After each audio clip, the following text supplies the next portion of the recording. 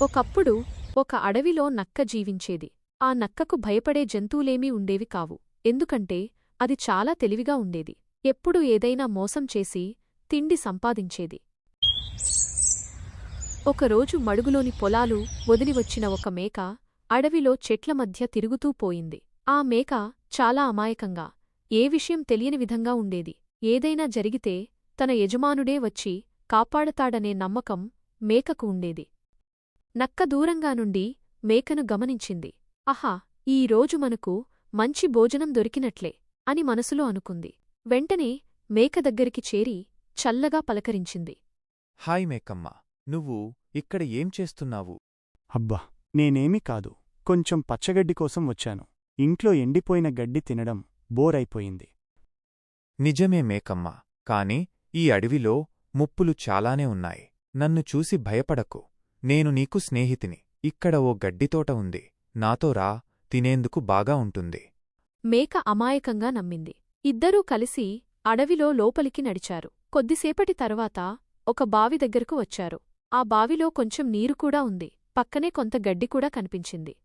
ఇక్కడి గడ్డి చాలా రుచిగా ఉంటుంది మేకమ్మ, కాని నీళ్లు తాగాలంటే బావిలోకి దిగాలి. నువ్వు ముందుగా దిగు, నీరె తాగి నాతో పంచుకో. మేక బావిలోకి దిగింది. అది నన్ను ప్రేమతో అలా పంపిందని అనుకుంది. కాని బావిలో దిగిన వెంటనే నక్క ఎగిరి ఎత్తుగా నవ్వింది. హాహా, నువ్వు ఎంతో అమాయకం మేకమ్మా. ఇప్పుడు నువ్వు అక్కడే ఉండిపో. ఈ కథ కుదిరింది. నేను వెళ్ళి మిగతా మిత్రులతో మేకమాంసం తినమంటాను. మేకకి తలకిందులైంది. కాని వెంటనే ఆలోచించింది. నన్ను నమ్మకంగా మోసం చేసింది. కాని ఇది చివరి కాదు. నా పొట్టలో ఒక మాయమణి ఉంది. దానితో నువ్వు శక్తివంతుడవవుతావు. కాని అది బయటకి రాదు. నన్ను భుజాలపైకి ఎక్కించి బయటకు తీస్తే మాత్రమే నీకు దానిని ఇస్తాను. నక్కలో మాయల పట్ల ఆసక్తి ఎక్కువ. వెంటనే తన ముక్కుతో మేకను పైకి లాగేందుకు ప్రయత్నించింది. కాని మేకపట్టు బాగా ఉంది. నక్క దిగివచ్చింది. అప్పుడే మేక ఒక్కసారిగా తన పంచరాగాన్ని విసిరి నక్కను తోక్కింది. నక్క తట్టుకోలేక బావిలో పడిపోయింది.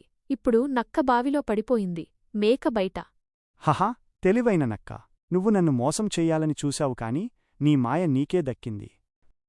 దయచేసి మేకమ్మ, నన్ను మన్నించు. తప్పు చేశాను. ఇకపై ఎవ్వరినీ మోసం చేయను. అమాయకత్వానికి ప్రతిఫలం ఎప్పుడూ మంచిదే, కాని మోసం ఎప్పుడూ మోసగాడికే తగులుతుంది. ఆ తరువాత మేక ఆ బావివద్ద నుండి నిదానంగా తన ఇంటికి చేరింది. నక్క మాత్రం అక్కడే ఆలోచిస్తూ ఉండిపోయింది, మోసం కన్నా స్నేహం గొప్పదని.